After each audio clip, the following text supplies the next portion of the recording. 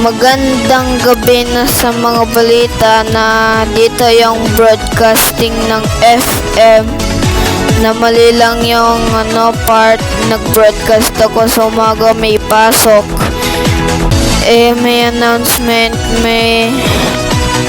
walang pasok. So kapag ako ay nagulat kasi na mali ako yung airpods kasi yung lahat dito yung pagbabalitang paggawain ng tama.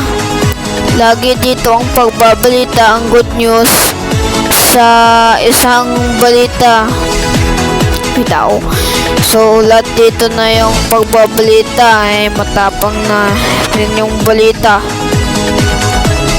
Pero na lahat ng paggagawa sa isang balita na lahat dito na ang FM. Pero yung pinagbabalita namin yan dito kapag dito ang pagbabalita kasama si Blue Morales, ang ating newscaster. First job ko ng November 24th 2025 na lahat dito. Yan yung first job ko. Ito yung papel. Ginawa ko itong papel. Yung iPhone. Yung pagbabalita na may good news sa pinagamit natin kapag walang pasok.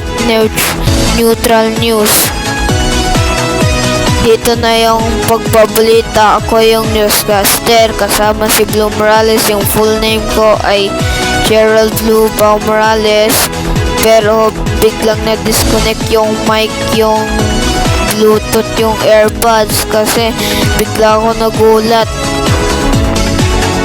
sa 8:26. Ay hindi pala, 8:24. Pero yung pagbabalita naman yon. Ang serbisyong totoo, ang mga piling ng isang balita nasa radyo ang balita na.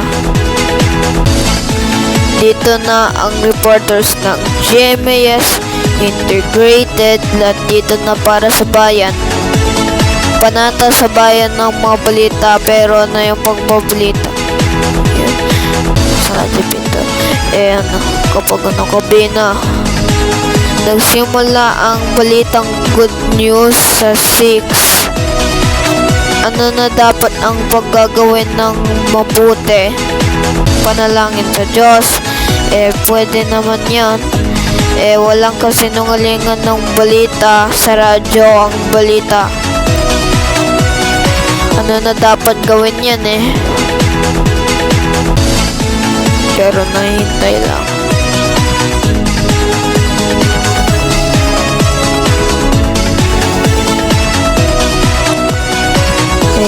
Mas mabilis yan.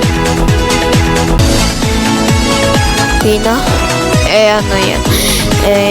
Nahihintay lang ako dyan kapag hanggang aabot ng 5 o 1 hour nasa camera. Nasa camera naman yan. Isang oras. Maabot ng 13 minutes sa media ng YouTube.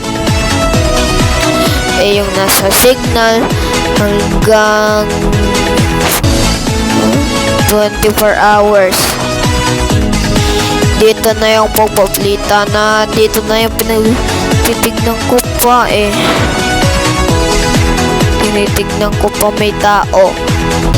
Na dito yung paggagawin ng tama ng 4 minuto. Ang pagbabalita naman yung naka 24-hour format clock. Yung pagbabalita ang dami. Hanggang 12 lang. 12 PM to 12 AM. 12 to 24 or 0. Kapag yung pagbabalita ng review ng 24-hour clock, yung pinagagamitin pa. Gagamitin ng tama sa lahat ng mga balita sa